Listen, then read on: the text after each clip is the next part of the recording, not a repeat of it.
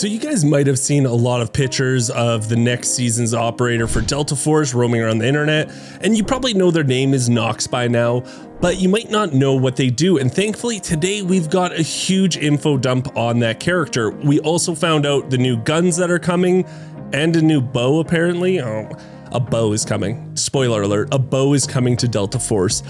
We also found out the new game modes and just a bunch of other stuff, nerfs and buffs. So let's deep dive into this. But before we do, I just want to give a huge shout out to Leakers on Duty on Twitter. This person is always on top of all the latest breaking news for Delta Force, all the leaks, all that stuff. So go follow them on Twitter. They're amazing at what they do. Now let's jump into this video and talk about the meat and potatoes of this. So one of the first guns that I want to talk about is definitely the K437. It's modeled after the HK437 apparently. I don't know much about guns, but this looks exactly like the Blackout 300 that's in Tarkov, and I love that gun there. So I'm really excited that they're going to be bringing this AR to this game. It's going to have, you know, blue ammo, it's going to have purple ammo, and it's going to have yellow ammo, so it won't have green or below, which is fine. It's going to be a more expensive AR, I know that for a fact. And it just is going to, I think if it's something around what it is in Tarkov, it's going to be a great gun to use. Now, the second gun they're adding is the double barrel shotgun. And this is going to use the 12 gauge ammo that you can buy currently. It's probably going to devastate people up close. But something that I'm kind of nervous about is they're adding a new purple tier ammo that's going to be Dragon's Breath. And if you guys are hearing that right now and you used to play COD or anything, I'm sure you guys are getting night sweats right now because I don't know, whenever they add like the Dragon's Breath shotgun rounds to any game, it's always like, it's just always so OP. So I'm curious if, I'm sure the other 12 gauge shotguns now will be able to use it. So you might see a little shotgun meta for a little bit, which is okay, but it's scary at the same time.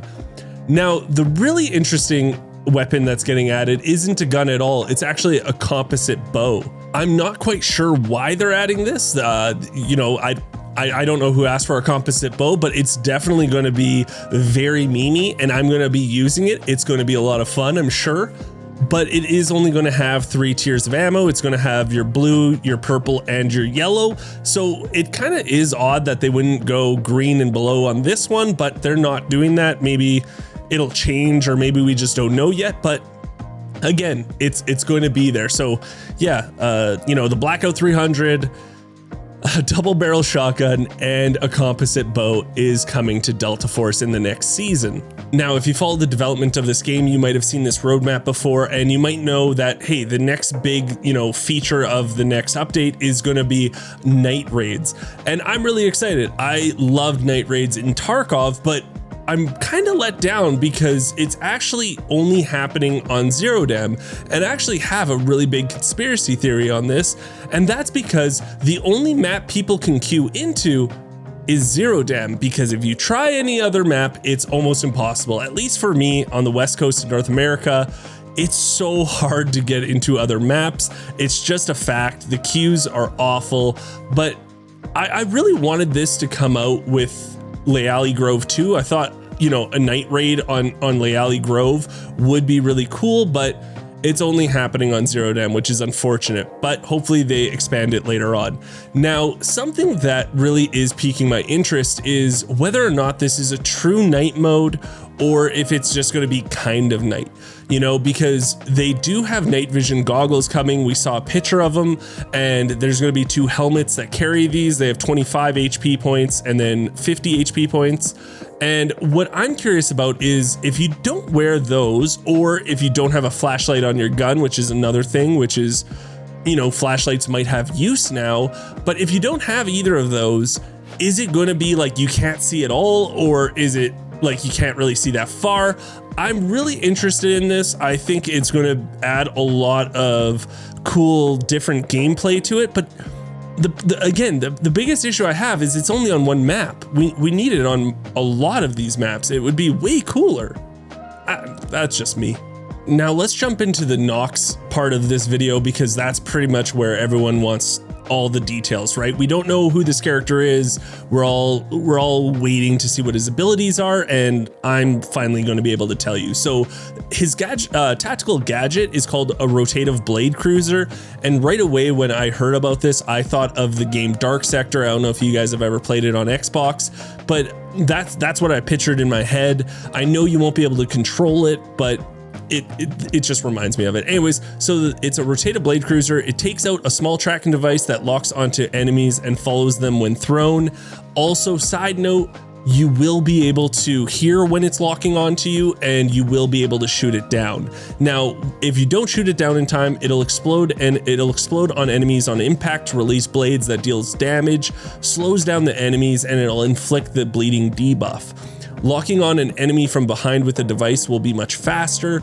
If thrown directly without locking, it'll just explode 1.5 seconds after contact with a wall. You will only get one of these, and it is going to be a 50-second cooldown. I do like this idea of this gadget. I think it's super unique. I really do like that you're going to have this massive bleeding debuff on you. And like I said, its maximum damage by blade though is only going to be 50 HP, but the bleed debuff and all that stuff is going to cause a lot of ruckus when you do hit someone with this. Now, they're throwable, which will be a flashbang. I don't really need to go into this too much because you guys know what a flashbang grenade is, but you will only be able to carry one of these. The cooldown is 30 seconds. Something that that is on the notes here is the screen will be blacked out for 4 to 5 seconds if faced directly into the flash. That is drastic. That is pretty intense, and I can see this coming into a lot of tactical instances. Like, the person's screen being blacked out for 4 to 5 seconds is nuts. So a lot of people are going to like this, even though Hackclaw does have already some sort of flashbang robot thing. You can't really direct it that well, so this will be the next best thing. Now, the ultimate ability for Knox is going to be called Silent Ambush, and this, you're going to have to follow the bouncy ball with me, and you're going to have to decide whether or not this is good or bad. So it doesn't sound right, but anyways, the various interference gadgets carried by Knox will affect nearby enemies with sound wave interference. The sound transmission range of Knox will greatly reduce. Also, Knox's movement speed will be increased. At the same time, enemy detection gadgets during the period will not detect Knox's traces. So what it comes down to is Knox will be able to move faster, way more silent. And the cool thing is, if Luna throws her arrow, she won't be able to detect you. If Hackclaw's signal decoder goes off, it can scan Knox's helmet and armor details, but the traceable lines will only point at the location where Knox activated his ultimate. Now, this is going to be for 30 seconds, and it is going to have a cooldown of 150 seconds. It is, so if you're not playing against a Luna or a Hackclaw, you're pretty much just a silent assassin, right? You're going to be faster. People won't really be able to hear you. And that's all well and good. I'm not sold on this yet. I'm going to have to try this character out, but I'm definitely not sold. Now, the passive that he has is called Injury Expansion, and think of this as the opposite of what Toxic kind of does. So the enemy injured by Knox will take longer to use consumables, and the downed enemy will also take longer to be revived. It slows down health recovery time in warfare mode. Now, after hearing all that, a lot of people did describe this character as, Team Jade building this character for solo players, and I'm not quite sure about that. All their abilities and their ultimates do sound really neat. I'm really excited to try the character out, but I'm not sold that this was, a solo character's wet dream. What do you guys think? I'm really interested in what you guys think. You do have the ability to run away at least, and silently, so you can get out of situations if you get into them. The fact that they take longer to heal, so you do have a little extra time to fight maybe the second person or the third person. I understand, but only time will tell. And I'll tell you this right now, I'm going to use this character a ton because I do play 90% of the time solo. So we're going to test this character out. What do you guys think though? Put it in the comments down below.